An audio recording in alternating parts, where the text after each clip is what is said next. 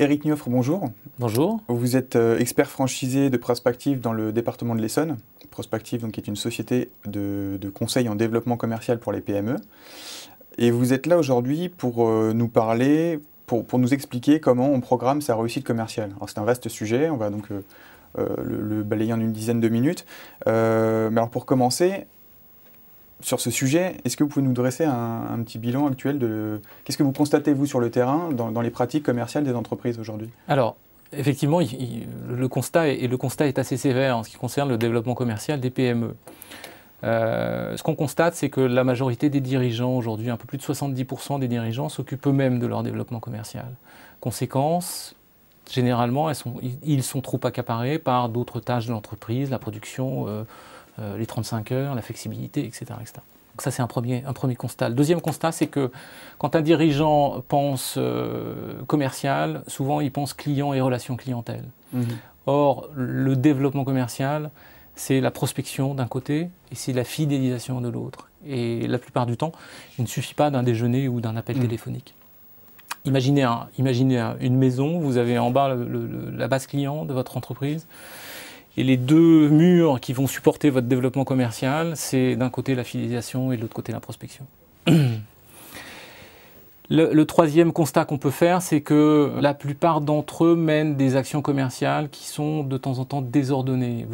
C'est le fameux effet balancier dans l'activité, c'est-à-dire j'ai de la production, donc je ne prospecte pas, et quand j'arrête de produire, je prospecte. Du coup, il y a un certain temps, un cycle de vente, voilà, il y a une inertie importante entre le début de l'action de prospection et les fruits de l'action.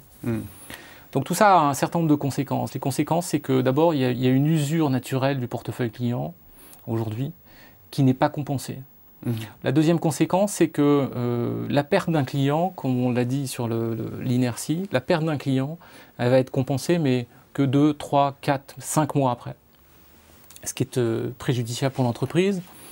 Les pics et les creux d'activité sont bien sûr beaucoup plus marqués, mais surtout, comme les PME n'ont pas de visibilité à moyen terme sur leur chiffre d'affaires, elles n'arrivent pas à se projeter, à s'organiser, elles n'arrivent pas à investir, à savoir investir sur l'avenir. Donc c'est un peu le point le plus important du développement commercial.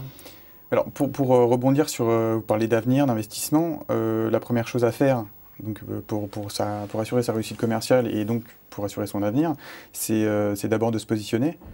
Comment on fait pour se positionner? Comment une entreprise se positionne aujourd'hui par rapport au marché? C'est vrai que la plupart du temps, des entreprises débutent sur une idée géniale. Mais ensuite, pour se développer, il faut que cette idée soit confrontée à un certain nombre de réalités. Vous avez d'abord les étapes de réflexion qui consistent d'abord à poser les objectifs, écrire les objectifs. Quels sont les objectifs du dirigeant et quels sont les objectifs de l'entreprise. Et ce n'est pas toujours exactement la même chose. Et ça, c'est en fonction de ces objectifs-là que vont être posées les stratégies. Deuxième élément de la réflexion, c'est quelle est ma situation interne? Quelles sont mes forces et mes faiblesses en termes d'activité, en termes d'entreprise, en termes de ressources humaines? Est-ce que j'ai le temps? Est-ce que j'ai la disponibilité moi-même pour m'en occuper? Donc ça, c'est l'aspect interne, la réflexion interne, et vous avez aussi la réflexion externe. Donc, quel est mon marché? Qui sont mes clients? Quel est leur nombre? Quel est leur potentiel? Est-ce que j'ai atteint une limite? Donc tous ces éléments-là, ce qu'on appelle les menaces et les opportunités d'un marché, en fait, tous ces éléments-là vont concourir à dégager deux éléments qui vont être quel est le marché que je vais attaquer et avec quel produit, quel service. Et c'est ces éléments-là qui vont être la pierre angulaire de votre stratégie commerciale. D'accord. Alors une fois qu'on a défini son positionnement et donc finalement sa stratégie, à ce moment-là, on peut commencer à faire des choix dans les actions, dans les moyens de prospection, c'est ça? Exactement. Exactement. Une fois que vous avez bien déterminé votre marché et votre produit ou les services, votre offre, on va dire, vous allez pouvoir gérer les outils. Donc les outils, c'est est-ce que je fais du marketing direct? Est-ce que j'engage une force de vente complémentaire? Donc les moyens globaux, et puis derrière, tous les outils qui découlent de vos choix. Plaquettes commerciales, argumentaire très précis, orienté client, site internet, etc., etc. Donc tous ces outils doivent être travaillés en cohérence avec l'offre que vous avez dégagé et le marché que vous allez attaquer.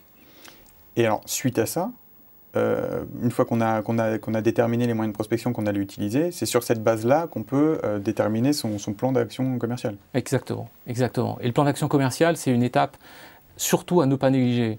Une fois que vous avez tout décidé, vous avez bien en tête votre stratégie. La plupart des gens aujourd'hui se contentent d'écrire quelques vagues idées ou un plan sur 2 feuilles. Le plan d'action commerciale, c'est pas ça. C'est sur un an, vous m'entendez bien, un an. Chaque semaine, tous les intervenants vont avoir une tâche planifiée qui vont permettre de rendre cohérent l'ensemble de la stratégie commerciale. Donc c'est en fait le découpage d'une grande stratégie en micro-tâches qui vont être planifiées dans le temps.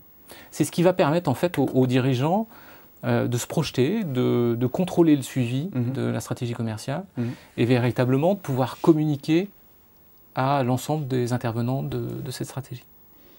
Alors vous parliez de suivi, c'est le point sur lequel on va conclure cette formation sur la programmation d'une réussite commerciale, puisque le suivi est fondamental pour se réadapter éventuellement, je suppose. Donc comment on mesure, alors, premièrement, la rentabilité des actions qu'on a mis en place et comment on gère l'information commerciale qu'on a collectée via ces opérations? Alors pour ce qui est de la rentabilité de l'action commerciale, il faut savoir que dès le plan d'action, vous avez budgété l'ensemble de la stratégie commerciale. Pour chaque action, marketing téléphonique, mailing, plaquette commerciale, vous avez un budget. Il faut contrôler l'avancée de ce budget par rapport au nombre de prospects que vous pouvez avoir, et puis le ratio transformation de prospects en transformation de clients va vous permettre d'imaginer ou de vous projeter sur des résultats en termes de chiffre d'affaires. Donc la mesure de vos actions commerciales, elle ne se fait pas à la fin, elle se fait très régulièrement. À chaque fois qu'une étape est passée, on doit mesurer la rentabilité des actions qui ont déjà été faites. Ça, c'est pour la première question. Et la deuxième question, sur le CRM. Effectivement, vous avez lancé une stratégie commerciale. Il faut que vous puissiez enregistrer l'ensemble des résultats de votre stratégie en termes d'information client, information prospect. Ce sont des informations qui vont vous permettre de rentrer dans ce qu'on appelle l'entonnoir. C'est-à-dire qu'à partir d'un fichier de 1000 personnes, vous allez pouvoir dégager 300 personnes qui vont être potentiellement intéressées, puis 150 personnes qui vont être bientôt intéressés, et puis vous allez en trouver une cinquantaine qui vont être immédiatement intéressés. Mais ça veut dire que les 150 complémentaires, il faut que vous puissiez les suivre pour pouvoir proposer au bon moment la bonne offre. Donc il y a une question de gestion de cette stratégie commerciale dans le temps qui est très importante. Donc je rappelle que CRM, ça veut dire Customer Relationship Management, vous avez raison. Soit en français dans le texte, gestion personnalisée, on va dire, du client. Oui, c'est ça. Et ça rejoint ce que vous disiez, c'est-à-dire que bon, sur les 300, on en dégage 100, ensuite 150, puis les 50 derniers, et on va adapter notre stratégie à chacune de ces catégories. Exactement. Sans en exclure aucune, juste en s'adaptant finalement. Exactement, exactement. Et puis les 350 qui sont potentiellement intéressés, on va pouvoir les suivre pour que, le moment où ils vont être intéressés, on sera là.